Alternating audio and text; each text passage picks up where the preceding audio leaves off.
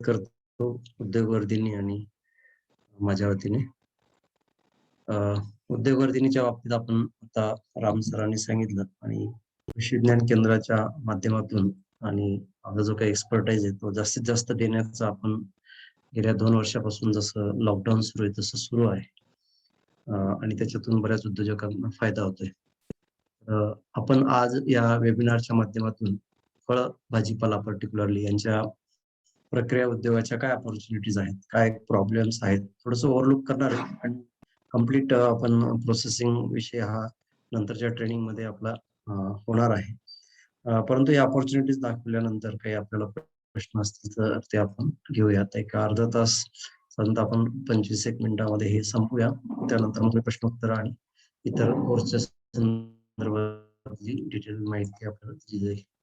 तर प्रोसेसिंग म्हणजे काय आणि प्रोसेसिंग का करायचं आणि कसं करायचं हे प्रश्न आपल्याला नेहमी पडत असतात आणि या प्रोसेसिंगच्या आवश्यकता जर आपण बघितल्या की आपल्याकडे खूप मोठ्या प्रमाणात पोस्ट हार्वेस्ट लॉसेस म्हणजे शेतकरी कष्टाने उत्पादित केलेला माल जो आहे तो अक्षरशः मातीमोल किमतीने फेकून द्यावा लागतो. त्याला वेगवेगळी कारणं आहेत. कधी-कधी गरजेपेक्षा जास्त उत्पादन झाल्यामुळे किंवा आपल्याकडे proper post harvest management practices नसल्यामुळे जे खूप आदळ-आपट होते किंवा व्यवस्थित ती फळं, भाज्या हँडल केली जात नाही. त्यामुळे खूप नासाडी होते.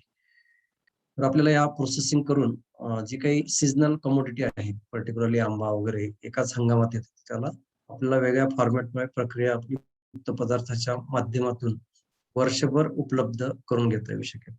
काही फळं किंवा भाज्या असतात त्या आपण सहज खाऊ शकत नाही. परंतु त्याच्यामध्ये मोठ्या प्रमाणात औषधी गुणधर्म असतात. तर त्या फळभाज्यांना आपण प्रक्रिया करून खाण्यायोग्य करू शकतो.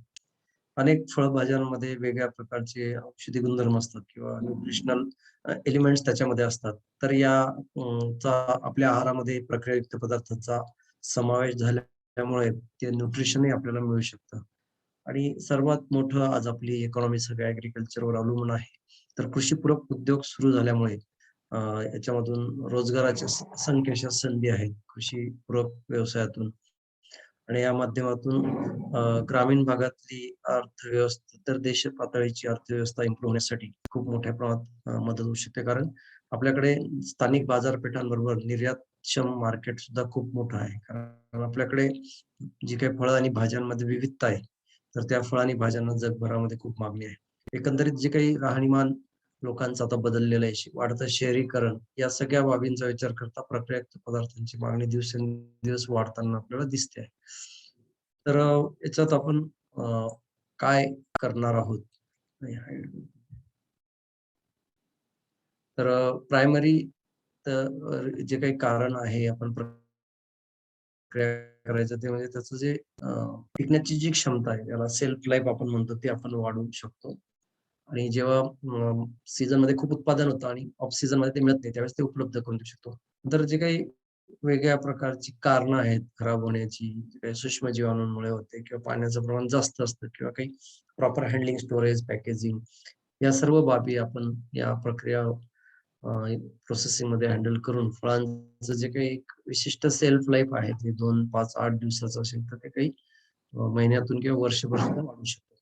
तर असे प्रोसेस प्रॉडक्ट करताना फक्त एक आहे, की बुवा आपण एक फळ आहे आणि त्याच्यापासून असं वेगळं काहीतरी प्रॉडक्ट बनवलं, असं त्याचा उद्देश नाही. प्रक्रियेचा उद्देश आहे, की त्या फळाचं जे काही ओरिजिनल त्याचा कलर आहे, फ्लेवर आहे किंवा त्याची जी काही टेस्ट आहे, ती जास्तीत जास्त आपल्याला तो पदार्थ खाल्ल्यानंतर सुद्धा त्याची अनुभूती होईल, अशा प्रकारचं प्रोसेसिंग करणं हे जास्त आवश्यक आहे. जसं की वेगळ्या प्रकारचे प्रॉडक्ट आपण फळ आणि भाज्यांपासून बनवतो. जसं जाम, जेली, वाईन, पिकल्स, जे लोणची वगैरे किंवा वेगवेगळ्या प्रकारचे बिव्हरेजेस आहेत.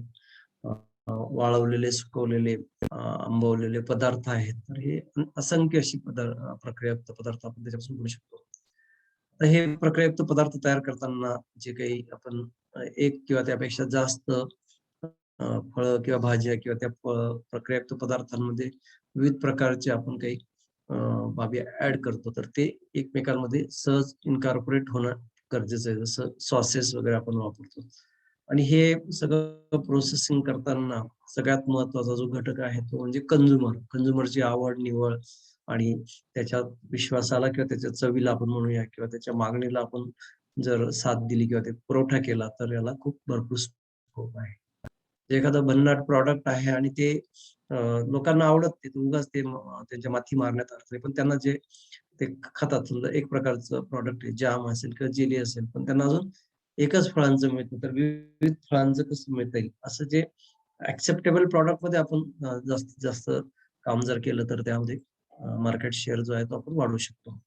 आता एकंदरीत ही थोडीशी आपल्या भारतीय आर्थिक सगळी बाबी दिलेल्या आहेत, की आपलं ॲग्रीकल्चरमध्ये सगळ्यात जास्त जी-डी-पीमध्ये सगळ्यात जास्त शेअर आहे. मोठ्या प्रमाणात आपलं पॉप्युलेशन हे शेतीवर अवलंबून आहे. आपण जगातले 1, 2 किंवा 2 आणि 3 नंबरचे सगळ्यात जास्त प्रोड्यूस करणारे देश आहोत आणि एकंदरीत भारताचं जागतिक कृषी उत्पादनामध्ये खूप मोठा वाटा आहे याच्यातून आणि आपण millions of ton food grains पूर्वी आपण आयात करत होतो, आता आपण निर्यात करायला लागलेलो आहोत. आणि आपल्याकडच्या ज्या काही प्रोसेसिंग इंडस्ट्रीज आहेत, त्यांचाही शेअर आता वाढताना दिसतोय. परंतु तो शेअर जो आहे तो अनऑर्गनाइज्ड सेक्टरमध्ये खूप मोठ्या प्रमाणात आपल्याला ऑर्गनाइज कसं करता येईल? छोटे-मोठे खूप युनिट्स आपल्याकडे आहेत, परंतु ते त्यांच्या त्यांच्या पद्धतीने काम करतात. तर असं एक ब्रँडेड म्हणा किंवा एक लोकांच्या पसंतीला पडलेलं आणि सहज त्याचा पुरवठा होणारा, हे जर सगळं केलं तर खूप मोठ्या प्रमाणात आपल्याला जे काही नासाडी आहे ती कमी करता येईल आणि देशाचं आपल्याला अ, शेतीतला जो उत्पादनाचा शेअर आहे तोही वाढवता येईल. आज आपण बघतोय की यासाठी शासन स्तरावर म्हणा किंवा वेगवेगळ्या स्तरावर खूप प्रयत्न होताना दिसतायत. जसं डबलिंग द फार्मर्स इन्कम. तर याच्यामध्ये आपल्याला ज्या काही अडचणी आहेत त्या जसं शेतीमध्ये किंवा शेतीपूरक व्यवसाय म्हटलं की त्याच्यामध्ये क्रेडिट आहे, इन्शुरन्स आहे किंवा काही इन्व्हेस्टमेंट जसं आपण बघतो की इतर सेक्टर्समध्ये आय-टी असेल किंवा इलेक्ट्रॉनिक मीडियामध्ये खूप मोठ्या प्रमाणात इन्व्हेस्ट तसं ॲग्रीकल्चरमधली इन्व्हेस्टमेंट वाढताना आपल्याला दिसतंय. नंतर शेती उत्पादकता आणि त्याच्यातले श्रम कमी करण्यासाठी किंवा क्वालिटी प्रोडक्शन करण्यासाठी मेकॅनायझेशन असेल किंवा वेगवेगळ्या प्रकारच्या ज्या टेक्निकल इनपुट्स आहेत, ते सुद्धा आता वाढताना दिसतंय. आज आपली जी प्रोसेसिंग इंडस्ट्री मी मगाशी सांगितलं की अनऑर्गनाइज आहे. तर ती ऑर्गनाइज करून त्याच्यात अजून काही टेक्नॉलॉजिकल अपग्रेडेशन जे काही आउटपुट आहे ते कसं इम्प्रूव्ह करता येईल आणि एक चांगल्या प्रकारचं ॲक्टिव्हिटीज तर त्यासाठी सुद्धा फूड प्रोसेसिंग इंडस्ट्री किंवा मिनिस्ट्री जी आहे त्यासाठी काम करताना दिसतंय. एकंदरीत आपल्याकडे जे काही उत्पादित होणारा जो फळभाजीपाला आहे किंवा त्याचं जे प्रक्रियायुक्त पदार्थ आहेत त्याच्यामध्ये मँगो पल्प, प्रोसेस्ड व्हेजिटेबल्स वेगळ्या प्रकारचे, नंतर काही काकडीवर्गीय फळभाज्या असतील किंवा फ्रूट ज्यूस असतील. नंतर इतर जे काही confectionery item, cocoa product, cereal preparation, alcoholic beverages आणि यांना किंवा अलाइड जे काही प्रॉडक्ट्स आहेत, तर एक्सपोर्टमध्ये थाउजंड्स ऑफ करोडचा शेअर आपल्याकडे आहे आणि तो वाढताना दिसतोय जगभरामध्ये आपल्याकडे. त्या कोविडच्या सिच्युएशन नंतर आपल्या फूडला खूप मागणी वाढताना दिसते. यात हॉर्टिकल्चर हा विषय आपल्याला माहीत असेल, की ज्याच्यामध्ये फळ आणि भाजीपाला या 2 प्रमुख कमोडिटीजचा अंतर्भाव होतो आणि आपल्याकडे जसं काही इरिगेशन सिस्टम किंवा मॉडर्न टेक्नॉलॉजीज किंवा याच्यामध्ये शेतीमध्ये साक्षरता वाढताना दिसते आणि प्रत्येकजण काही हमखास उत्पादन देईल अशी जर सिस्टम जर असेल ती हॉर्टिकल्चर सिस्टम आहे. म्हणजे ज्याच्यामध्ये फ्रुट्स, व्हेजिटेबल आणि फ्लॉवरचा सगळ्यात जास्त शेअर आहे. तर अशी ही हॉर्टिकल्चर इंडस्ट्री किंवा हॉर्टिकल्चर क्रॉप प्रोडक्शन आपल्याकडे आता झपाट्याने वाढताना दिसतंय आणि या वाढलेल्या उत्पादनाला आपण बघतोय की गलट होतं, नासाडी होते, पिकून द्यावं लागतं. पण आपला माल चांगल्या प्रकारे तयार होतो. त्याचं व्हॅल्यू एडिशन आपल्याला कसं करता येईल. तर हा जो काही वाढता आलेख आहे उत्पादनाचा, त्यासोबतच आपल्याला प्रक्रियेचा आलेख सुद्धा वाढावा लागणार आहे. तर फ्रुट्स आणि व्हेजिटेबल म्हणजे फ्रुट्सचा जवळ-जवळ 30% आणि व्हेजिटेबलचा जवळ-जवळ 60%. असा 90% 2 पिकांचाच म्हणजे या 2 सेक्टरचा मोठा वाटा आहे. तर याच्या प्रक्रियेकडे किंवा व्हॅल्यू एडिशन आणि प्रोसेसिंगला खूप स्कोप आहे. इतरही पिकं आहेत जसं स्पाइसेस आहेत, प्लांटेशन क्रॉप म्हणजे त्याच्यामधून कोकोनट, कॉफी, टी वगैरे येतं. एरोमॅटिक आणि फ्लॉवर्सला सुद्धा कॉन्ट्रिब्युशन आपल्याकडे बऱ्यापैकी ते सुद्धा हॉर्टिकल्चरच्या ह्याच्यामध्ये येतं.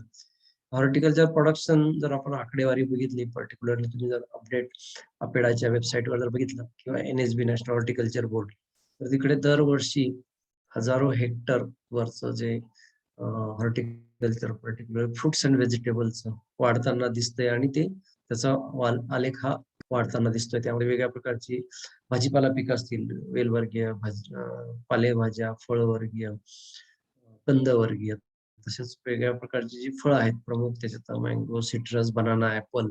तर या फळांचं प्रोडक्शन आणि प्रॉडक्टिव्हिटी वाढताना आपल्याला दिसतं. हे या आलेखांवरून पण आपल्याला लक्षात येतं. आणि हे वाढतं उत्पादकता as compare to food grains वगैरे. तर आणि हे सगळं पेरिशेबल आहे. फ्रुट्स एंड व्हेजिटेबल याच्यामध्ये पाण्याचं प्रमाण मोठ्या प्रमाणात असतं. तर त्या प्रमाणात त्याचं व्हॅल्यू एडिशन करून आपल्याला जो काही आपला इकॉनॉमिकल ग्रोथ आहे ती सुद्धा वाढवता येऊ शकते. आज आपल्याकडे जे काही व्हॅल्यू ॲडेड फ्रुट्स जे आहेत ते फक्त 2% च्या आसपास आहे आणि व्हॉल्यूमने ते फक्त 10% आहे आणि ते त्याच्यामध्ये 4% पेक्षा कमी हे फ्रुट्स आहेत. आज आपल्याकडे हजारो प्रक्रियायुक्त पदार्थ तयार करणाऱ्या युनिट्स आहेत. तिथून मिलियन्स ऑफ टन्स उत्पादन होतं. परंतु यामध्ये एक्सपोर्ट वगैरे जो आहे तो खूप लिमिटेड आहे. थोडंफार जे काही प्रोसेस होतं ते डिफेन्ससाठी किंवा काही आपल्या इन्स्टिट्यूशनल सेक्टरसाठी किंवा डोमेस्टिक कन्झम्पशनसाठी. तर इथं जर आपला फॉरेन एक्सपोर्ट जर आपण शेअर वाढवला, अर्थात त्यासाठी आपल्याला ॲडव्हान्स टेक्नॉलॉजीज आणि त्यांच्या ज्या काही रिक्वायरमेंट्स आहेत त्या स्ट्रिक्टली फॉलो कराव्या लागतील आणि त्याच्यातून आपल्याला हा फॉरेन एक्सपोर्ट वाढवून आपलं जे काही बाजारपेठ आहे ती अधिक त्याचं वाढवायला स्कोप आहे. आज आपण बघितलं की आपण सेकंड लार्जेस्ट फ्रुट्स अँड व्हेजिटेबलमध्ये प्रोसेसिंग आहे आणि आपल्याकडचे जे काही व्हेजिटेबल प्रोसेसिंग इंडस्ट्री काही प्रायमरी जे काही आपल्याकडे प्रामुख्याने प्रोसेसिंग केलं जातं त्यामध्ये कॅनिंग, डिहायड्रेशन, पिकल्स आणि इतर आपल्याला त्याच्यामध्ये सीझनल व्हेजिटेबल्स असतील किंवा फ्रुट्स असतील, तर याचंही अजून वेगळ्या सेक्टर्स आहेत. जसं IQF आहे, फ्रोझन टेक्नॉलॉजी आहे. डिहायड्रेशनमध्ये सुद्धा आपण एक ठराविक पिकामध्येच जास्त काम करतो, अनियन वगैरे. तर इतरही फळभाज्यांच्या याला पिकल्स आपल्याकडे फक्त एकच पिकल मोठ्या प्रमाणात तयार होतं.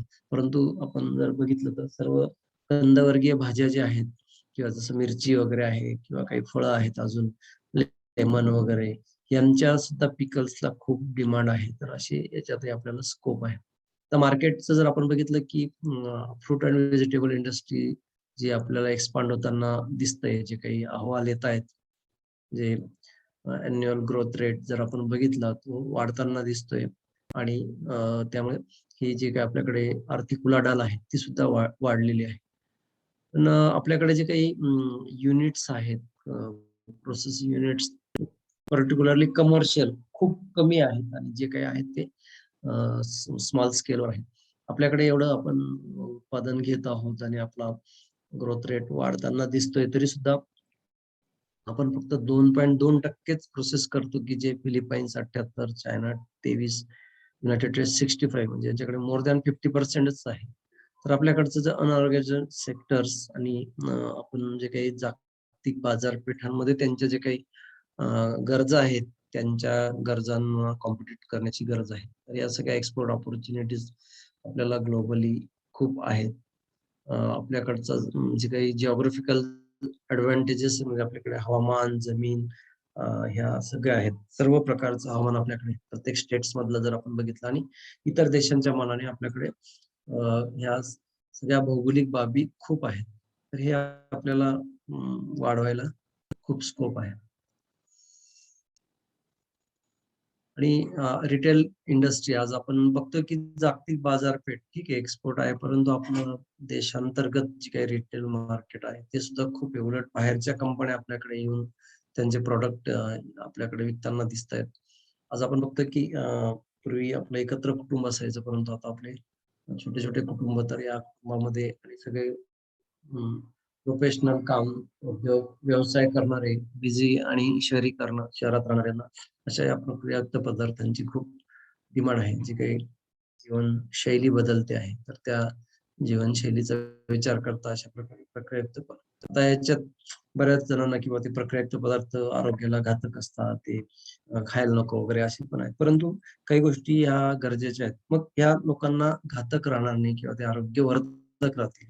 अशा प्रकारच्या प्रक्रिया ज्या पद्धती आहेत किंवा त्या प्रक्रिया करताना जसं आपण एक्सपोर्टला खूप बारकाईने सगळं बघतो, की जे त्यांच्या नॉर्म्स प्रमाणे, तसं आपल्या डोमेस्टिक किंवा रिटेल मार्केटला सुद्धा आपण आपल्या लोकांना चांगल्या प्रकारचं प्रक्रियायुक्त पदार्थ देऊन हे मार्केट काबीज करू शकतो, नाहीतर बाहेरचा येऊन आपल्याकडे तो हे होईल. हे सगळ्या ज्या बाबी आहेत त्या आपल्याला अफेक्ट करणाऱ्या याच्यावर आपण ग्रोथ हे आपण बघितलं की तर देशांमध्ये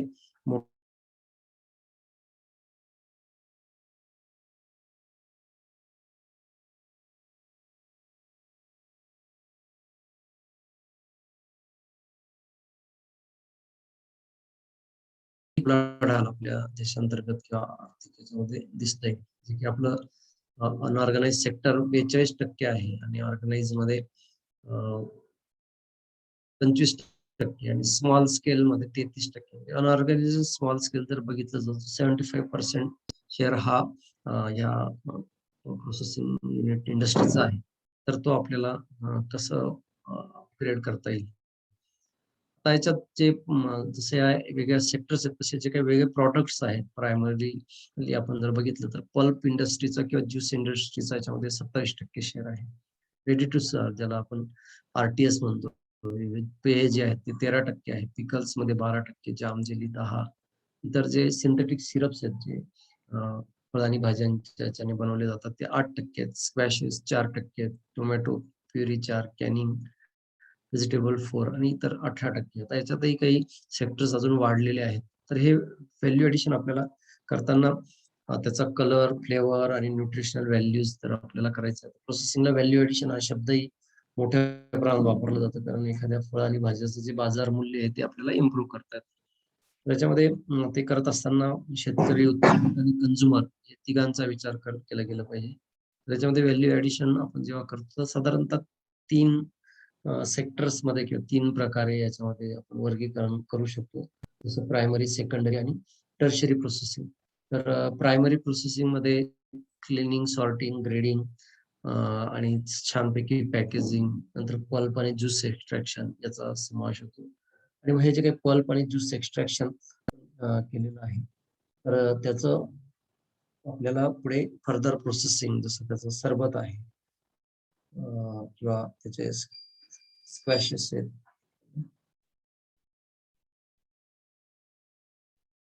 त्यानंतर जाम, जेली आहे, डिहायड्रेशन आहे किंवा त्याचे कॅन्डिड प्रॉडक्ट्स असतील किंवा त्याचे वेगळे प्रिझर्व्हज असतील किंवा कॅनिंग असेल किंवा याच्यामध्ये अजून आपल्याला ऍड करता येईल फ्रोझन किंवा फ्रीजिंग टेक्नॉलॉजी IQF आहे. तर हे सेकंडरी प्रोसेसिंग मध्ये.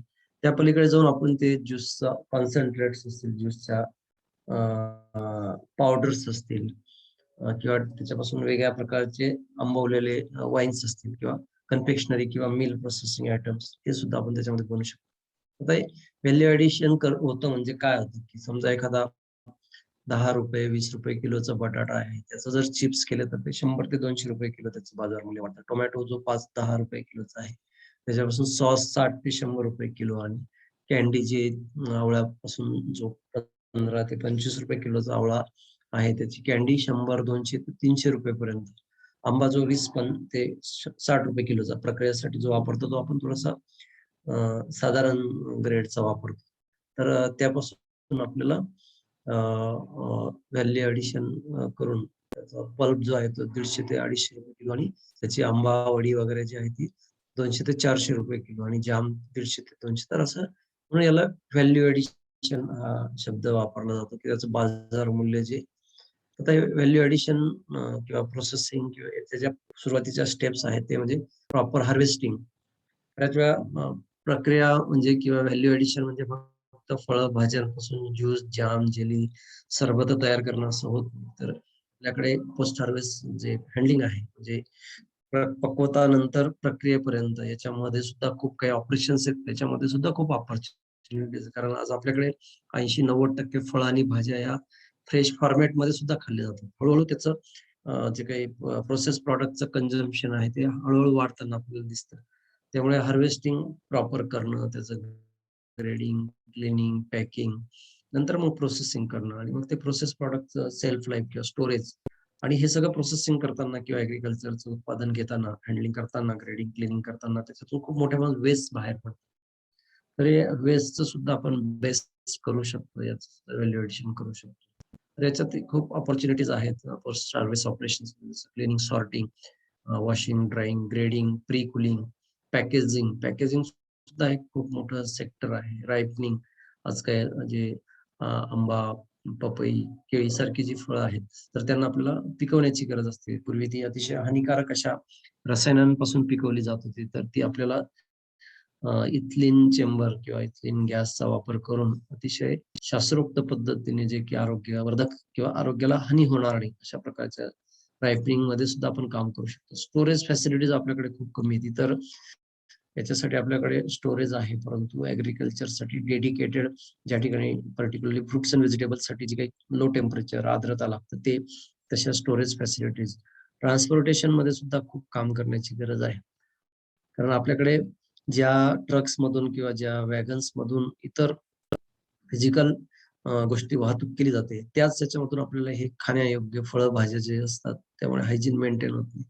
तर मार्केट डिस्ट्रिब्युशन आज जर आपण बघितलं 90% फळं, भाज्या याच्यातलं जे मार्केट आहे ते विशिष्ट एजन्सीच्या हाताखाली आहे. त्यामुळे उत्पादकालाही विशेष फायदा होत नाही आणि कन्झ्युमरला सुद्धा जास्त बाजार किंमत मोजावी लागते. तर याच्यातही आपल्याला प्रॉपर काम करणं गरजेचं आहे. अशा प्रकारचे आता सोफिस्टिकेटेड सिस्टम आलेल्या आहेत. त्याचा वापर किंवा आपण नॉट फुल्ली ॲटोमाइज्ड तर पार्शियली ॲटोमाइज्ड सिस्टम्स ज्या आहेत, की त्याच्यामध्ये प्रॉपर हँडलिंग, क्लीनिंग, ग्रेडिंग तर असे रेग्युलर मार्केटमध्ये फ्रेश कमोडिटीजसाठी सुद्धा आपण या टेक्नॉलॉजीचा वापर करू शकतो. प्री कूलिंग कोल्ड स्टोरेजेसचा आपल्याकडे अभाव आहे. प्री कूलिंगमध्ये जे फील्ड हीट आहे ती कमी करून फळांचं आयुष्यमान वाढवतो. स्टोरेजमध्ये फळांचं आयुष्यमान आपल्याला दीर्घकाळ वाढवून किंवा लांबच्या मार्केटला पाठवता येऊ शकतं.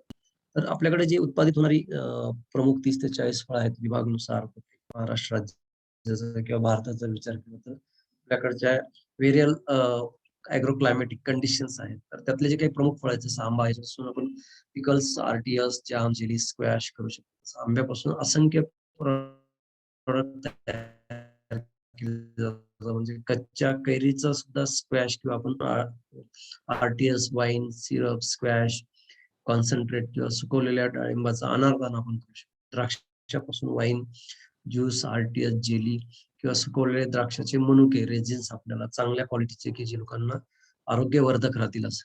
केळीपासून वेफर्स, वाईन, पल्प किंवा प्युरी आणि या प्युरीपासून पावडर सुद्धा तयार केली जाते, की ज्याचं मोठ्या प्रमाणात बेबी फूडमध्ये पेरू हे आपल्याकडचं सगळ्यात पौष्टिक असं फळ आहे आणि आजही खूप कमी किंवा अतिशय कमी प्रमाणात रसायनांचा वापर, जे हार्मफुल जे केमिकल्स आहेत, पेस्टिसाइड्स वगैरे.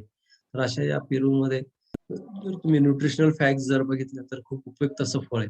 तर त्याची जेली, पल्प, प्युरी, टॉफी, आवळ्यापासून कँडी, आरटीएस, म्हणजे सीताफळाचा जाम, आरटीएस ज्यूस, पल्प किंवा त्याची रबडी काढता येते. चिंच आजच्या याच्यामध्ये चार्ट्समध्ये किंवा शहरी भागामध्ये खूप मोठ्या प्रमाणात वापर त्याचा वाढलेला आहे. तर त्याचा पल्प असेल, त्या पल्पपासून आरटीएस, चटणीज, टॉफी, जेली किंवा डाळिंबाची पावडर सुद्धा एक्सपोर्ट बाहेरच्या देशांमध्ये ती पावडर पासून ते चिंचेचं पाणी असेल किंवा इतर त्याचं आंबवण्यासाठी किंवा आंबटपणा आणण्यासाठी त्या चिंचेच्या पावडरचा सुद्धा उपयोग केला जातो. कच्च्या पपईपासून टुटी फ्रुटी किंवा कच्च्या पपईपासून पेपेन नावाचा जो घटक आहे तोही काढला जातो आणि जो पूर्ण पक्व झालेली जी पपई आहे त्याचा पल्प काढून त्याचा विविध पेयांमध्ये वापर केला जातो. अंजिरापासून सुके अंजीर किंवा ड्रायड फिग किंवा अंजिराचा पल्प काढला जातो आणि मग त्या पल्पचा उपयोग वेगळ्या आपल्याकडे आपण जर बघितलं तर मिठायांमध्ये वगैरे त्याचा वापर केला जातो. चिकूचाई, टॉफी, कँडी, जामनापासून आरटीएस जेली, जामनाची वाईन जी आपल्या जंबोत्सव किंवा आसव म्हणून आयुर्वेदामध्ये सुद्धा त्याचे औषधी उपयोग सांगितलेले आहेत. लिंबूपासून आरटीएस, स्क्वॅश, पिकल, संत्री, मोसंबी यापासून सुद्धा मार्मालेड, स्क्वॅश, जेली, बोरापासून सुद्धा जसं आपण आवळा कँडी करतो तसं कँडी किंवा बोराची पावडर, बोराचा आरटीएस, कवठाची सुद्धा जेली खूप चांगल्या प्रकारे होते किंवा कवठाचं पेय, स्ट्रॉबेरी पासून क्रश, जाम, जेली, स्क्वॅश, आरटीएस.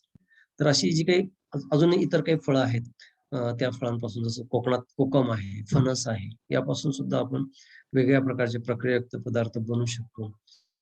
इव्हन आपल्याकडची जी काही दुर्लक्षित फळं आहेत, जसं करवंद वगैरे आहे, भोकर आहे, या फळांचे सुद्धा विविध औषधी गुणधर्म असलेले फळं आहेत, त्यांचा वापर करू शकतो.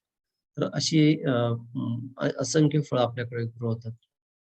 पण आता हे आपल्याला प्रॉपर त्याचं प्रायमरी प्रोसेसिंग करणं किंवा त्याचं व्हॅल्यू एडिशन कसं करता येईल. फ्रेश याच्यामध्ये त्याचं प्रॉपर क्लिनिंग, त्याचा नॉन एडिबल पार्ट काढणे, त्याची साईज, रंग, आकार, व्हरायटी आणि कीड रोगमुक्त अशा फळं, भाज्या त्यांचं ग्रेडिंग करून ते प्रॉपर पॅकेजिंग करून आपण प्रायमरी प्रोसेसिंग करू शकतो. मिनिमल प्रोसेसिंगमध्ये आता बऱ्याच मोठ्या शहरांमध्ये दोघं काम करतात आणि त्यांना हे सगळं फळं, भाज्या अन्न चिरणं, निवडणं शक्य होत नाही. तर त्या ठिकाणी आपण त्याचं क्लीन केलेला, निवडलेला, कट केलेला आणि प्रॉपरली पॅकेजिंग केलेला, पर्टिक्युलरली हायजिनिकली पॅकेजिंग असेल किंवा मॉडिफाईड एटमॉस्फेरिक पॅकेजिंग असेल, की जे ते सहज आपल्या रेफ्रिजरेशन सिस्टममध्ये 8-10 दिवसापर्यंत तो भाजीपाल्याचे जे तुकडे आहेत ते ठेवू शकतात. खाण्यासाठी किंवा सॅलड पर्पज वापरू शकतात. या प्रोसेसिंगचा सर्वात महत्त्वाचा फायदा, की आज आपण शहरी भागामध्ये बघतो, की मोठ्या प्रमाणात कचऱ्याचे ढीग साचताना दिसतात. त्याच्यातला 20% ते 25% कचरा जो आहे, तो आपल्या या फळ आणि भाज्यांच्या माध्यमातून शहरामध्ये येतो. तर अशा प्रकारे कट केलेले किंवा प्रायमरी प्रोसेस केलेले फळभाज्या ह्या शहराच्या बाहेरच प्रक्रिया करून मोठ्या शहरांमध्ये आणल्या जातील आणि जो काही शिल्लक राहिलेला वेस्ट आहे, त्यापासून चांगल्या प्रकारचं कंपोस्ट वगैरे जे की परत शेतीमध्ये त्याचा पुनर्वापर करता येऊ शकतो. तर असे वेगळ्या प्रकारची जी फळं आहेत, जे काही पालेभाज्या असतील, फळभाज्या असतील, कंदभाज्या असतील, मूळ भाज्या असतील, त्याचे आपण ज्या माध्यमातून खातो, वापरतो त्याप्रमाणे त्याचे कटिंग्स, तुकडे, पीसेस, स्लाइसेस करून त्याचं सेप्टिक म्हणण्यापेक्षा की आपल्याला हँडलिंगमध्ये सोपं राहील आणि ते खराब होणार नाही अशा प्रकारचं पॅकेजिंग. त्याला एम-ए-पी असं सुद्धा म्हटलं जातं, मॉडिफाईड एटमॉस्फेरिक पॅकेजिंग. जेणेकरून ते फळांचा ताजेपणा हा टिकून राहतो. आणि असंच पूर्वी आपण अतिशय साधं पॉलिथिन पिशवीमध्ये किंवा असं करत होतो. तर आता ज्या पॅकेजिंगच्या पनेट्स आहेत किंवा सिलेंड्रिकल आणि एकच एक न करता आपण काही मिक्स वेज आहे, जसं आपण ऑर्डर करतो तसं किंवा काही भाज्या सॅलड्ससाठी आपण वापरतो, जसं काकडी वगैरे आहे. तर त्यांचं मिक्स सॅलड वगैरे असं सुद्धा मिनिमली प्रोसेस करून मार्केटमध्ये उपलब्ध करून देऊ शकतो. जसं काही इतर कमोडिटीज ह्या आपल्याला मार्केटमध्ये दिसतात, तशा या कट केलेल्या व्हेजिटेबल्स आणि जे काही आता सुपर मार्केट्स वगैरे आहेत, त्या मार्केट्समध्ये त्या प्रकारची कूलिंग सिस्टम असते. त्या ठिकाणी या फळं आणि भाज्या विक्रीसाठी आपल्याला ठेवता येऊ शकतात.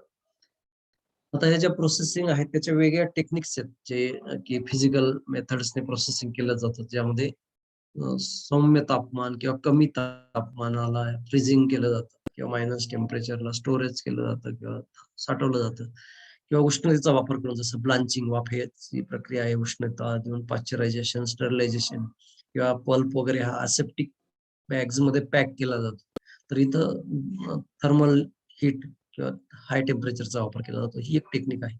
डिहायड्रेशनमध्ये आपण ज्या फळ आणि भाज्या आहेत, त्याच्यातलं हळुवारपणे जे काही पाणी आहे ते काढून घेतो. कुठपर्यंत काढतो, की ते फळभाज्या जे आहेत ते दीर्घकाळ टिकतील. तर त्यासाठी वेगळ्या solar, fridge, cabinet, dehydration system आहे.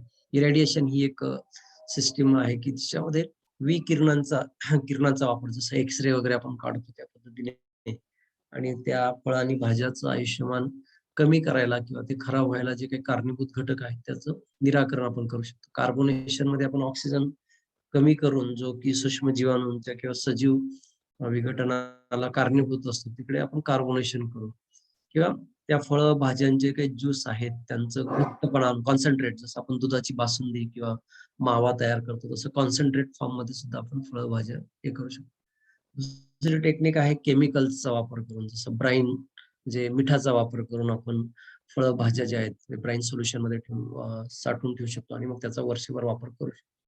किंवा साखरेचा वापर करून साखर हे सगळ्यात जास्त ॲज अ प्रिझर्व्हेटिव्ह किंवा त्याच्यामध्ये फ्लेवर, कलर आणि टेस्ट आणण्यासाठी सुद्धा उपयुक्त साखरेचा. फळांमध्ये तर साखर असतेच, परंतु अजून ॲडिशनल साखर पर्टिक्युलरली बिव्हरेजेस किंवा कॅन्डीड फूड प्रॉडक्टमध्ये त्याचा वापर करू शकतो. वेगवेगळ्या प्रकारचे ॲसिड, प्रिझर्व्हेटिव्हज जे काही परमिटेबल प्रिझर्व्हेटिव्हज आहेत, पोटॅशियम मेटाबायसल्फाइड किंवा सोडियम बेन्झोएट, सॉर्बिक ॲसिड वगैरे फर्मेंटेशन टेक्निक्सचा वापर करू शकतो.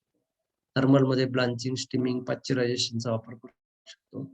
ड्रायिंग अँड डिहायड्रेशनमध्ये आपण वेगळ्या फळांच्या फोडी जसं आंबा असेल, ग्रेप असतील, डेट, फिग, एप्रिकॉट, व्हेजिटेबल्समध्ये कॅरट, कॉलीफ्लॉवर जे काही आपल्याकडे उपलब्ध सीझनल मोठ्या प्रमाणात तर फ्रीजिंग मध्ये आपण वाटाणे असतील, आंब्याच्या गर असेल, आंब्याच्या फोडी असतील, चिकूच्या फोडी असतील, ऑरेंजचे किंवा संत्रा मोसंबीचे सेगमेंट्स असतील, भाजीपाल्यामध्ये पीच, कॉलीफ्लॉवर, कॅरेट, बीनचे तुकडे आपण हे फ्रोझन करू शकतो. तर हे पूर्वी आपण फ्रीजिंग टेक्नॉलॉजी, आता ते एक IQF टेक्नॉलॉजी आली आहे, म्हणजे इंडिव्हिज्युअल क्विक फ्रोझन.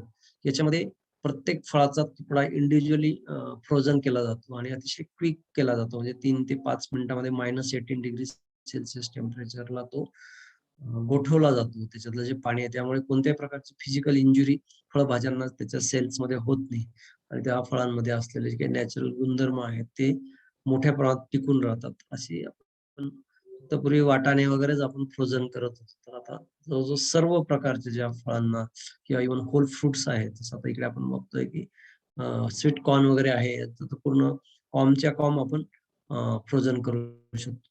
पिकलमध्ये आपल्याला फक्त आंब्याचं लोणचं माहिती, परंतु लाईम, आवळा, करवंद, जॅकफ्रूट, टोमॅटो, नियनगा, जिंजर, कॉलीफ्लॉवर, चिली किंवा या सगळ्यांचं मिक्स अशी 20 ते 25 प्रकारची लोणची आपण बनवू शकतो.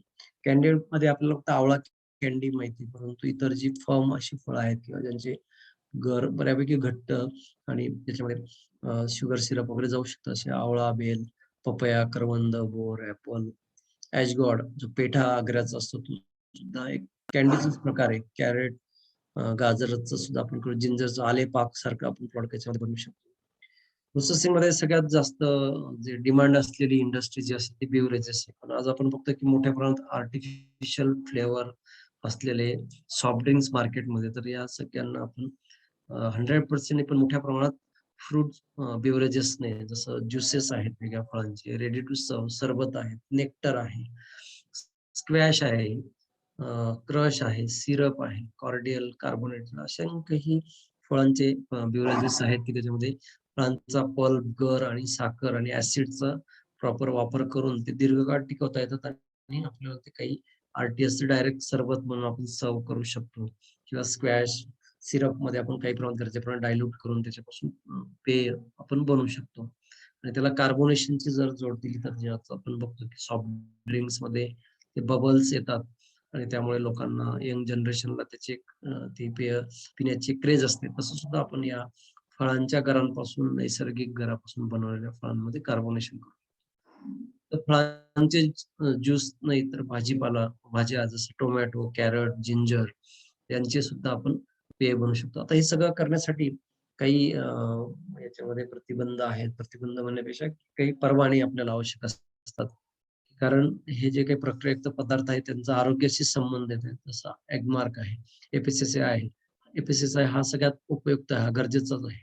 BIS, ISO, कोडेक्स आपण जे उत्पादन करतो त्याला ग्लोबल गॅप एक्सपोर्ट करायचं असेल तर HACCP आहे, ज्याच्यामध्ये हजार्डस क्रिटिकल पॉइंट्स आहेत त्याच्यामध्ये बघितले जातात. तुम्ही जेवढे रेग्युलेशन्स घेणार तेवढं तुमचं प्रॉडक्ट हे वरचढ होईल आणि इंटरनॅशनली किंवा मोठ्या मार्केटमध्ये ते ऍक्सेप्ट होईल. सॅनिटरी आणि फायटो सॅनिटरी हा तर खूप महत्वाचा भाग आहे, कारण याचा संबंध तुमचा अडल्ट्रेशन किंवा स्पॉइलेजशी आहे.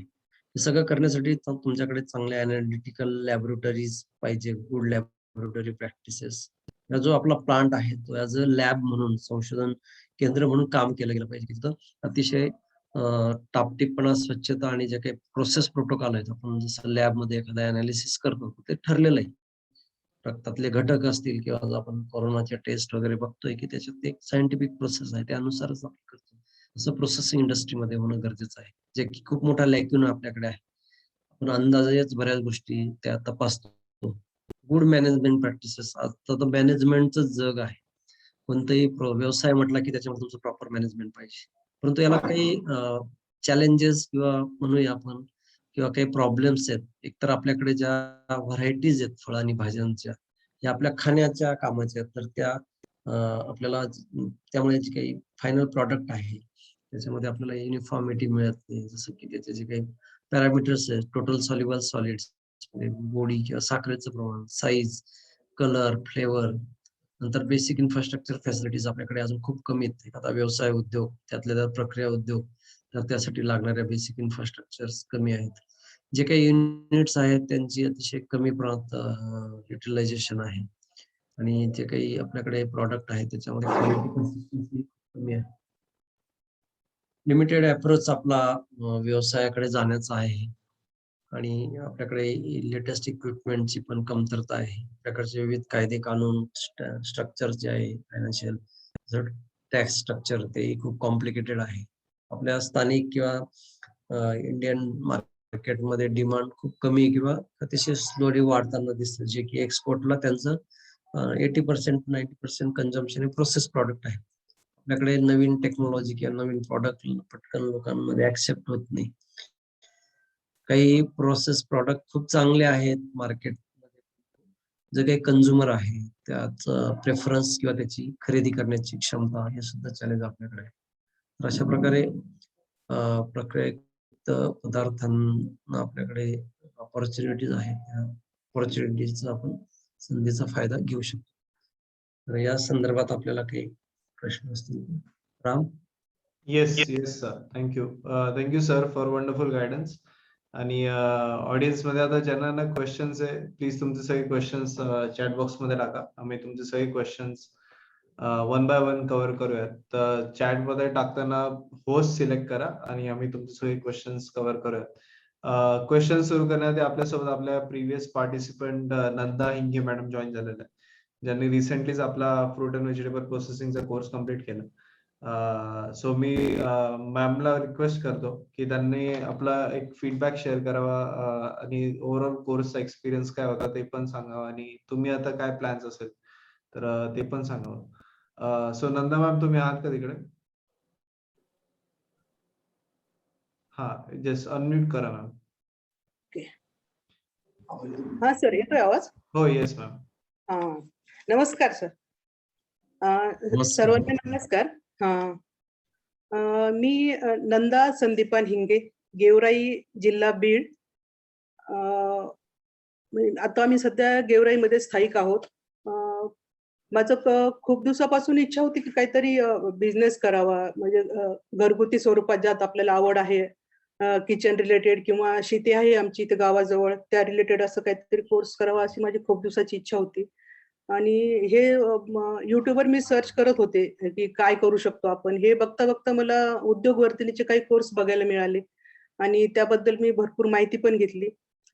तुमच्या उद्योगवर्धिनीचे काही सक्सेस स्टोऱ्या, चांडक सरांचे काही लेक्चर वगैरे मी बघितले, तर मला असं वाटलं की आपण उद्योगवर्धिनी जॉईन करायला हरकत नाही, कारण आपल्याला काही सुरू करायचं म्हटलं तर योग्य मार्गदर्शन आवश्यक आहे. त्यामुळे मी हा कोर्स जॉईन केला. आत्ताची बॅच मी केली आहे. तर मला खरंच यामधून टेक्निकल नॉलेज म्हणा किंवा इतर प्रॅक्टिकल असं भरपूर मार्गदर्शन योग्य तर मिळालं. आणि याच्यामध्ये मी स्टोरी बघत असताना आपले वरुण ॲग्रोची, धात्रक मॅडमचे वगैरे स्टोरी बघितल्या होत्या. त्यामुळे पण मला थोडंसं असं म्हणजे खूप विश्वास वाटला की आपल्याला इथून योग्य मार्गदर्शन मिळू शकते. त्यामुळे मी हा कोर्स जॉईन केला आणि त्यामध्ये ज्या फॅकल्टींनी मार्गदर्शन केलं ते पण खूप समाधानकारक होतं. म्हणजे चांडक सरांचं पहिल्या दिवशीचं ते खूपच इन्स्पायर वाटलं मला. ते पहिल्या दिवशी त्यांनी जी माहिती दिली आणि शेवटच्या दिवशीचं पण, जसे आपल्या घरातील सिनियर किंवा मोठी माणसं आपल्याला योग्य ते पालक या नात्यानं समजून सांगतात, त्याप्रमाणे मला त्यांचं वाटलं. आणि आपले Hemraj sir, Rajput sir, food processing बद्दल त्यांनी पण खूप छान माहिती दिली. तशी त्यांची आमची आधीची पण ओळख, जुना परिचय आहे. आपलं YCMU आमचं गाव दत्तक घेतलेलं. मी सरपंच असताना राजपूत सर आमच्या गावी आलेले. त्यामुळे मला त्यांचंही खूप असं मार्गदर्शन छान वाटलं. म्हणजे ओळखीचे असल्यामुळे आणखी मला त्याचाही फायदा झाला. आता 3 वर्षापूर्वी मी सरपंच असताना आमच्या राजपूत सरांची टीम पूर्ण आमच्या गावाला येऊन गेलेली, KVKची टीम. आणि त्यांच्याशी पण बोलताना मला खूप असं म्हणजे माहितीतल्या माणसांशी बोलल्यामुळं मला ते खूप छान वाटलं. कारण मला ही काही सवय नव्हती अशी, म्हणजे कोर्स वगैरे, आणि ऑफलाईन पण मी कुठला आणखी कोर्स केलेला नाही. पण तरी मला हा कोर्स खूप छान वाटला करतानाही. आणि मार्गदर्शन बाकी फॅकल्टीचं पण मार्गदर्शन खूप छान झालं. म्हणजे जसे संदेश देसाई सर असतील, सुदेश देसाई, त्यांनी आपलं मशिनरीज बद्दल माहिती दिली. मॅडम महाजन मॅडमने प्रॅक्टिकल दाखवलं, जे की ते ऑफलाईनची म्हणजे कमतरता भासली नाही अशी. छान मार्गदर्शन केलं त्यांनी पण. आणि माझं आता आपल्याला खरं तर म्हणजे नॉलेज काहीच नसतं या बिझनेस मधलं. त्यामुळे हे करत असताना अगदी खूप बारकावे लक्षात आले. कारण आपण ढोबळमानाने विचार करतो, की आपल्याला हा बिझनेस करायचा आहे आणि सुरू करतो. पण खूप बारकावे माहिती असल्याशिवाय खरंच यात पडायला नाही पाहिजे असं मला ह्या कोर्समधून कळालं, की योग्य मार्गदर्शन आणि टेक्निकल माहिती ही सर्व आवश्यक आहे आणि ती मला ह्या कोर्समधून व्यवस्थित मिळाली. तर माझं तर खरं सीताफळ प्रोसेसिंगमध्ये मला इंटरेस्ट आहे. कारण आमच्या बीड जिल्ह्यामध्ये सीताफळ खूप मोठ्या प्रमाणात मिळतात. जी-आय मानांकन आहे आमच्या बीड जिल्ह्याला सीताफळासाठी. तर त्याच्यासाठी मला खरं तर योग्य माहिती पाहिजे होती. पण मी हा कोर्समध्ये मला बऱ्यापैकी माहिती मिळाली आणि जर मी सुरू करायचं ठरवलं, तर मी उद्योगवर्धिनीकडून अपेक्षा करेल पुढच्या मदतीसाठी म्हणजे योग्य तो प्लॅटफॉर्म मला माहिती करून द्या असे. आणि कारण आता या क्षेत्रामध्ये खूप संधी आहे असं मला वाटतं. कारण धावपळीचं जीवन आहे आणि किचनमध्ये एवढा वेळ घालायला कुणाला काही सध्या वेळ नाही. कारण दोघं नवरा-बायको अगदी बाहेर कामासाठी पडतात. मग जर फूड प्रोसेसिंगमधून प्रोसेस केलेले पदार्थ किंवा रेडी टू कुक म्हणा किंवा जे बरीचशी मदत होते आपल्याला किचनमध्ये ह्या गोष्टींची. त्यामुळे आता इथून पुढे नक्कीच फूड प्रोसेसिंगला खूप चांगले दिवस येऊ म्हणजे आहेतही आत्ताही, पण पुढेही भरपूर संधी आहे असं मला वाटतं. कारण जॉब करणारी मंडळी असतात, विद्यार्थी असतात, की ज्यांना इतका वेळ किचनमध्ये देणं शक्य नसतं. आणि आता पुन्हा याच्या काळामध्ये बघितलंच कोरोनाच्या काळामध्ये ही खूप गरज पडली ह्या गोष्टींची सर्व. तर असं मला हे एकूण तर मला हा कोर्स खूपच छान वाटला. मार्गदर्शक वाटला. ज्यांना कुणाला उद्योगात काही करायचे विचार असेल, तर असे मार्गदर्शन मिळणे खूप आवश्यक असते. अशा मंडळींनी उद्योगवर्धिनीसारखा कोर्स नक्की करावा असं मी म्हणेन. कारण योग्य मार्गदर्शनाशिवाय काही सुरू करणे खरंच चुकीचे आहे आणि एक छान मार्गदर्शन उद्योगवर्धिनीकडून मिळू शकते. असं मी नवीन उद्योग सुरू करणाऱ्याला नक्की सांगेन. Yes, thank thank yes, you. Yes. नमस्कार. Thank you so much ma'am for the wonderful feedback. म्हणजे इतक्या डिटेल तुम्ही प्रत्येक गोष्टी कव्हर केल्या. आणि थँक यू सो मच आणि तुमचा पण सीताफळचा प्रोजेक्ट सक्सेसफुल व्हावा याची आम्हाला खूप अपेक्षा आहे आणि लेट अस नो कधी काही गरज पडली so will be there. Rajput sir will be there and all the faculty, all the team members, Chandak sir will be there to help you. So wish you all the best. आणि आजच्याही webinar मध्ये बरेच पूर्ण महाराष्ट्रातून जॉईन झालेली audience. तुम्हाला काही details share करायचे असेल तुमच्याबद्दल किंवा काय, so you can always share on the chat box. So thank you ma'am. आणि लवकरच आपण एक आपला मेळावा पण घेतोय पुन्हा अल्युमनायचा, तर तुम्ही तेव्हाही या, ओके. नक्कीच तुम्हाला त्याच्यात हेल्प मिळेल. Thank you yes. Ma'am for joining us. Thank you. Thank you. Thank you. Okay, आता राजपूत सर एक क्वेश्चन सुरुवात करूयात. सो बरेच क्वेश्चन्स आहे. फर्स्ट क्वेश्चन आहे की येस, आय थिंक त्याच्यावरतीच क्वेश्चन आहे. सीताफळ आणि डाळिंब प्रोसेसिंग मध्ये काय काय करता येईल? आता इंगे मॅडमने सांगितलं, आज दुपारी आमचं बोलणं झालं, तर सीताफळाचा पल्प एक्स्ट्रॅक्शन केलं जातं आणि तो फ्रोझन केला जातो. आणि ते फ्रोझन करताना त्याचा जो गर आहे तो इंटॅक्ट जेवढा राहील, म्हणजे त्याच्यात ज्या पाकळ्या असतात ना, आपण ज्या बिया वेगळ्या करतो, तर ते फक्त बिया वेगळ्या करणं हेच एक चॅलेंज आहे. त्यानंतर त्याला होमोजिनाइज करून त्याचा फाईन पल्प करून स्प्रे ड्रायरच्या साहाय्याने पावडर सुद्धा त्याच्यात करता येतं आणि मग या गराचे आणि पावडरचे असंख्य असे उपयोग आहेत. नंतर डाळिंबापासून डाळिंबाचे दाणे काढून जसं आता आपण फ्रोझन बघितलं तसं फ्रोझन करता येऊ शकतं. त्यानंतर त्यापासून वाळवलेले डाळिंबाचे दाणे, अनारदाणे, डाळिंबाचं वाईन, डाळिंबाचं ज्यूस, डाळिंबाचं कॉन्सन्ट्रेट बनवता येतं. Right, okay. पुढचा क्वेश्चन आहे की डिहायड्रेशनच्या याला काय काय करावं लागतं, म्हणजे काय मशिनरी सेटअप लागतो आणि किती कॉस्ट लागते साधारण? डिहायड्रेशन साठी वाळवण्याच्या वेगळ्या पद्धती, त्याच्यात सोलर ड्रायर, ट्रे ड्रायर किंवा मोठा प्रोजेक्ट जर केला तर त्याला कंटिन्युअस ड्रायर येतात किंवा टनेल टाईप किंवा बॅच टाईप. तर तुमचं कॅपॅसिटी किती आहे त्याच्यावर त्याची कॉस्ट अवलंबून असते. म्हणजे जर तुम्हाला स्मॉल स्केलवर घरगुती एक 15-20 किलो ड्रायिंगचं जर करायचं असेल तर 1 लाख रुपयामध्ये तुम्ही ते व्यवसाय सुरू करू शकता. पण तुम्हाला मोठं युनिट की तासाला 500 किलो ते 1 टनापर्यंत त्याला 20, 30, 40 लाखापर्यंत खर्च येऊ शकतो. मशिनरीजचा सांगतोय. बाकी जागा वगैरे, रॉ मटेरियल वेगळं आहे आणि त्यापेक्षाही मोठे युनिट्स आहेत की जे काही करोड्स मध्ये सुद्धा जाऊ शकतात. तर ते डिहायड्रेशन आपण वेगळ्या फळभाज्यांचं करू शकतो. जे काही आपल्याकडे एक्सेस उत्पादन होतं आणि तर वेळेस त्याच्यापासून उत्पादन कमी राहतं आणि बाजारात किंवा या वाळवलेल्या सुकवलेल्या भाज्यांचे असंख्य सेकंडरी प्रोसेसिंग मध्ये रेडी टू आता खूप स्कोप आहे आणि बाहेरच्या देशात सुकवलेल्या किंवा वाळवलेल्या फळभाज्यांचा वापर मोठ्या प्रमाणात वाढताना आपल्याला दिसतो. ओके. Yes, next. पुढचं आहे की बेव्हरेज इंडस्ट्रीमध्ये एंट्री करायची असेल तर काय काय सेटअप असतं, म्हणजे किती मशिनरी आणि काय कॉस्ट लागतं त्याच्यामध्ये? बिव्हरेजेस मध्ये एक तर तुम्हाला पहिले विचार करावा लागेल की तुम्हाला पल्प पासून सुरुवात करायची का, म्हणजे फळांचं गर काढून तो ठेवायचा सीझन मध्ये आणि नंतर मग वर्षभर त्यापासून पुढच्या सीझन पर्यंत त्याच्यापासून बेव्हरेजेस बनवायचे. तर त्यावर तुमचं अवलंबून असेल किंवा मग तुम्ही डायरेक्ट रेडी पल्प घेऊन त्या पल्प पासून विविध पेय बनवू शकता. तर बिव्हरेजेस मध्ये जवळजवळ 8 ते 10 प्रकारचे आपल्याकडे आहेत. त्याच्यात स्क्वॅश आहे, सिरप आहे, आरटीएस आहे. त्यानंतर त्यापासून अजून कॉन्सन्ट्रेट्स वगैरे ते पण आपण बनवू शकतो. तर यासाठी किंवा ब्लेंडेड प्रॉडक्ट्स पण आहेत. आरटीएस सारखं जे रेडी टू सर्व्ह, जे मी मगाशी पण बोललो की आपल्याकडे जे सॉफ्ट ड्रिंक्सला पर्याय म्हणून फळांचं ज्याच्यामध्ये 10 ते 12% आरटीएस मध्ये, जसं आपण घरी सरबत बनवतो 2 लिंबापासून लिटरभर सरबत आपण बनवू शकतो. त्याच्यामध्ये साखर आणि थोडंसं मीठ टाकलं तर तशाच प्रकारे आपण फळांपासून, तर आरटीएस प्लांटची कॅपॅसिटीनुसार मगाशी आता कॉस्ट हा जो विषय आहे, प्रत्येकाने तुम्ही लक्षात ठेवा की तुमची कॅपॅसिटी किती आणि कोणतं कमोडिटी तुम्ही वापरतात. त्या कमोडिटीचं रॉ मटेरियल कॉस्ट, त्याचं पूर्ण ऑपरेशनल कॉस्ट, वर्किंग कॅपिटल, याच्यावर ही सगळी कॉस्ट. त्यासाठी तुम्हाला कोणताही प्रोजेक्ट करायचा असेल तर त्याचं सगळ्या शास्त्रीय बाबी माहीत करून घेतल्यानंतर त्याचा डिटेल प्रोजेक्ट रिपोर्ट तयार करावा लागेल. त्या सगळ्या बाबी त्याच्यामध्ये येतील.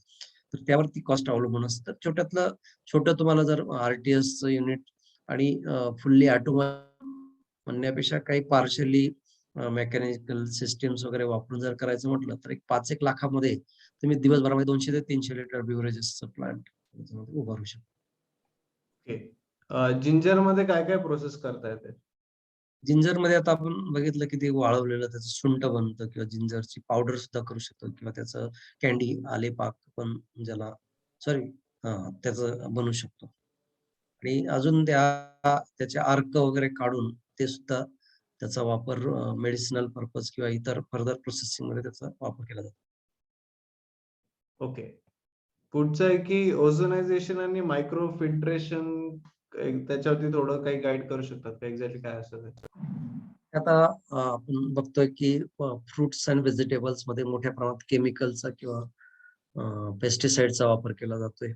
आणि दुसरी गोष्ट, आज आपल्याकडे जे म्हणजे नैसर्गिक जे पोल्युशन आहे तेही खूप वाढलेलं आहे. त्याचा इम्पॅक्ट या एडिबल फूडवर होतोय. आज आपण आणलेलं फळ, भाज्या हे किती केमिकल फ्री असं बघून आपल्याला लक्षात येत नाही. तर आपल्याला त्या फळं, भाज्या स्वच्छ पोर्टेबल वॉटरमध्ये किंवा काही सेफ केमिकलचा वापर करून धुवून ते परत ओझोनाइज जर करून घेतले तर ते अधिक आपल्याला आरोग्यवर्धक ठरू शकतात. मोस्टली ओझोनाइज टेक्नॉलॉजी जे आता आपण मिनिमल प्रोसेसिंग बघितलं की फळं, भाज्यांचे तुकडे आपण कट करून रेडी टू कुक किंवा खाण्यायोग्य, तर त्या फळभाज्यांचं आपण जर ओझोनाइज करून त्याचं एमएपी म्हणजे मॉडिफाईड ॲटमॉस्फेरिक पॅकेजिंग मध्ये जर केलं तर ते फळं खाण्यासाठी अतिशय उपयुक्त राहतील आणि आरोग्यवर्धक राहू शकतात. ओके. पुढचं आहे की एक सेकंड, सॉरी.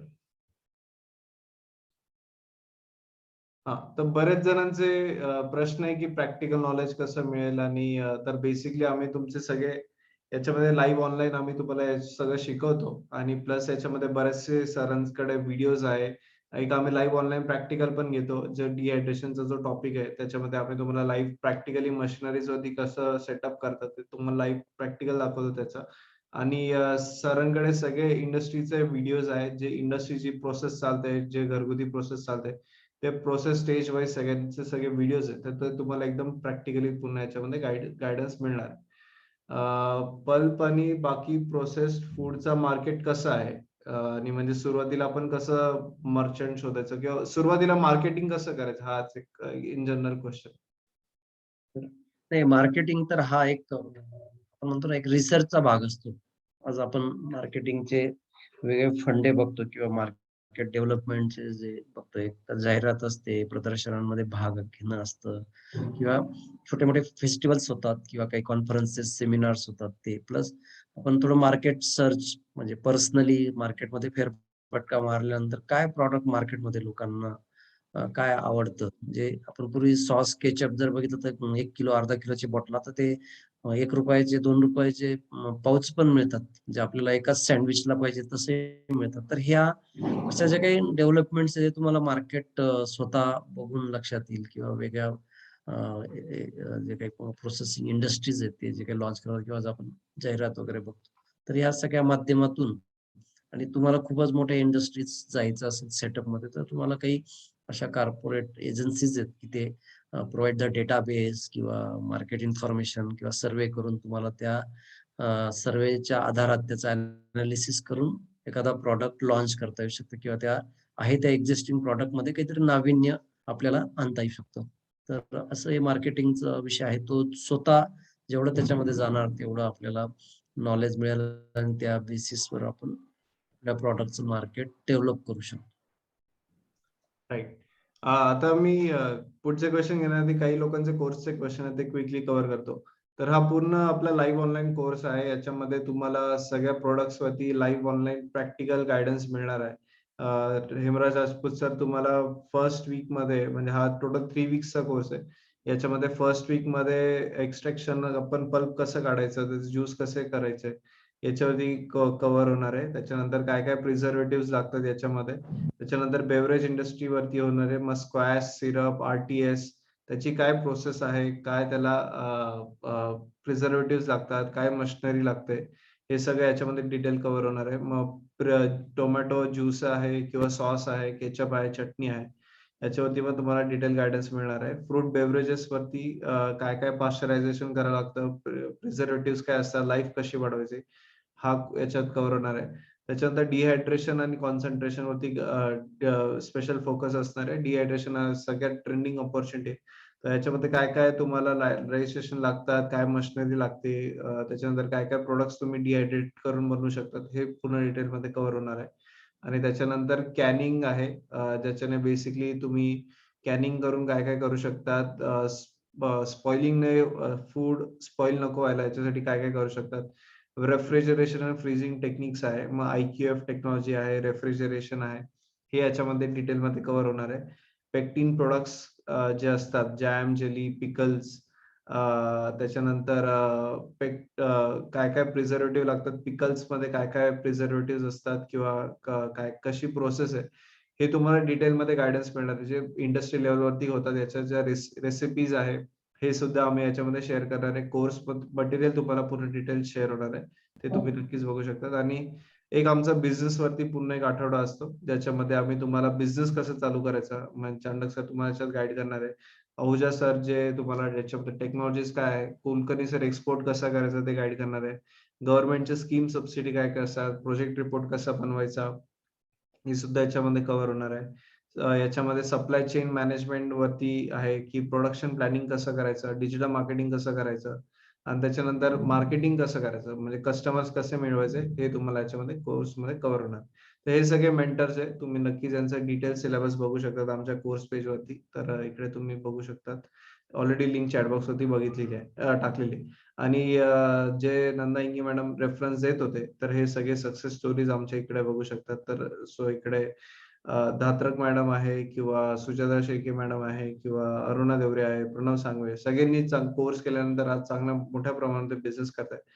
ते डिटेल्स तुम्ही इकडे नक्कीच बघू शकता. तर इकडे ऑनलाईन रजिस्ट्रेशन करू शकता. इकडे ऑनलाईन तुमचे डिटेल्स फिलअप करून ऑनलाईन तुम्हाला पेमेंट करता येईल.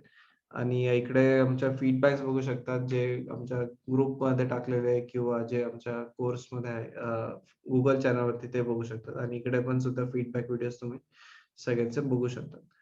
ओके. आणि उद्योगवर्तीचं YouTube चॅनल नक्की सबस्क्राईब करा. इकडे आमचे 60,000 पेक्षा जास्त उद्योजक आम्ही घडवले. तर त्यांच्यापैकी बरेचसे जणांचे आम्ही व्हिडिओज घेतलेले आहेत. त्यांच्या सक्सेस स्टोरीज आम्ही इकडे त्यांचे डॉक्युमेंट केलेलं आहे.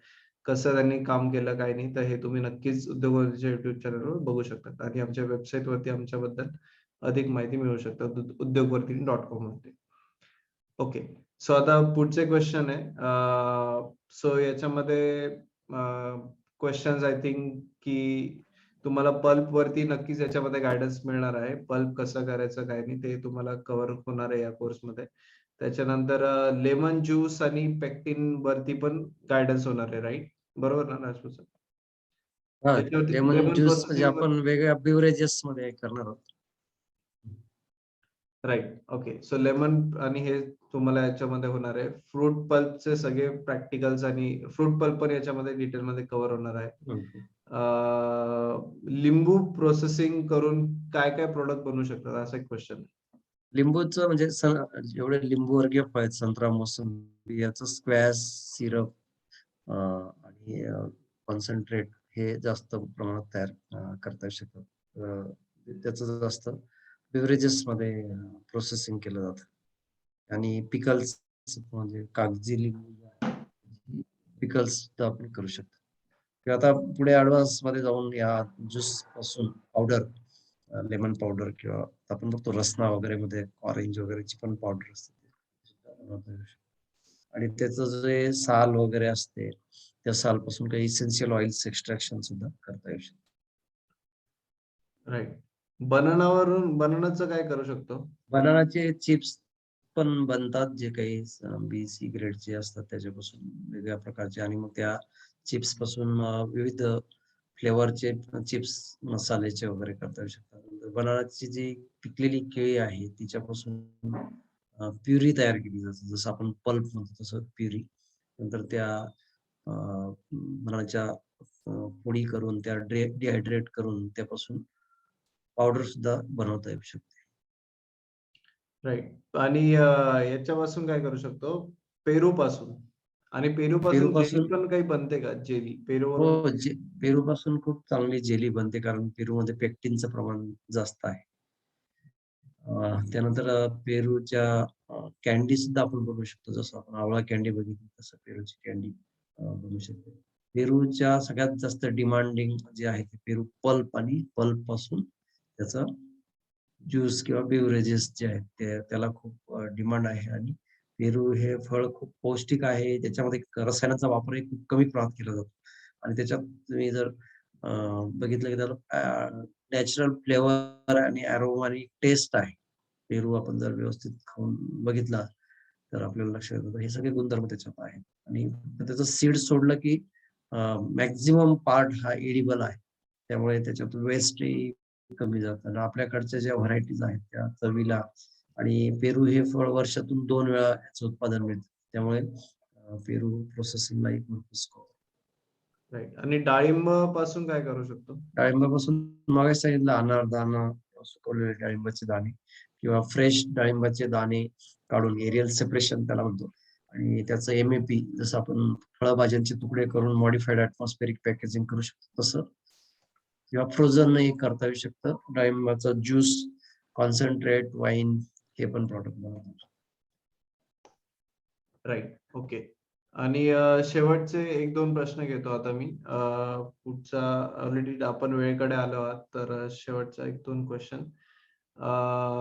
येस, आय थिंक या कोर्समध्ये वायनरी बद्दल नाही कव्हर होणार. वायनरीचं मी टॉपिक या कोर्समध्ये कव्हर नाही केलेला आहे. आणि एक सेकंड. साधारण किती? बिव्हरेजेस आपण जे घेतो त्याच्यामध्ये फक्त what is mean by wine आणि वाईन प्रोसेसिंग, आणि आपल्या आयुर्वेदामध्ये आसव म्हणून जे वापरलं जातं. तर आता जांभूळ वगैरे जे आहे त्याची वाईन म्हणण्यापेक्षा आपण त्याला आसव म्हणूया, की जे हेल्थ ड्रिंक म्हणून आपण प्रमोट करू शकतो. त्याची प्रायमरी आपण एक